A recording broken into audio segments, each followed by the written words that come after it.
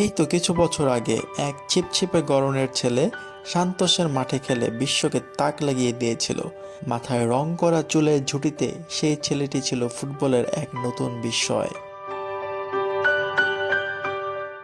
Barcelona, PSG এবং ব্রাজিলের জার্সিতে পৃথিবী জুড়ে তার খেলা আলোড়ন সৃষ্টি করে।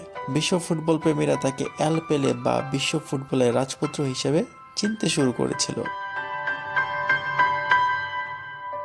সৌদি আরবের ক্লাব আল হিলালে যোগ দেওয়ার পর চোট ও শারীরিক সমস্যার কারণে তার কেরিয়ার কিছুটা থেমে যায়। মাত্র 7টি ম্যাচে তিনি মাঠে নামেন এবং গোল করেন মাত্র একটি।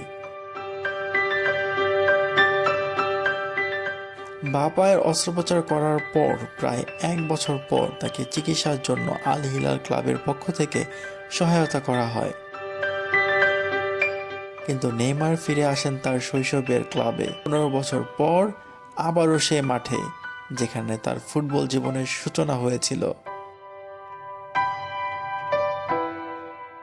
এই নতুন অধ্যায়ে নেইমার সিদ্ধান্ত নিয়েছেন সৌদি আরবের বিলাসিতার জায়গায় তিনি খেলবেন তার নিজ দেশের লিগে, যেখানে প্রতিযোগিতা আছে, যেখানে তারা আন্তর্জাতিক ক্যারিয়ার আরও দিগন্তের সূচনা করতে পারে। এখন নেইমার ফিরছেন সান্তোসের সঙ্গে নতুন আশা নিয়ে। মেডিকেল টেস্ট শেষ করে তিনি সান্তোসের পরবর্তী ম্যাচে মাঠে নামবেন এবং এইবার তার প্রতিটি ম্যাচ হবে বিশেষ, কারণ এখন তিনি শুধুমাত্র ফুটবল নয়, নিজের শৈশবের ক্লাবের জন্যও কিছু দিতে চাইছেন। তার ফিরে আসার অপেক্ষা করছে লক্ষ লক্ষ ভক্ত।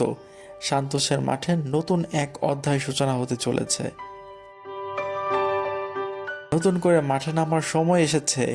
ফুটবল জীবনের শেষ অধ্যায়ের পথে নেইমার প্রস্তুত এবং সান্তোসও।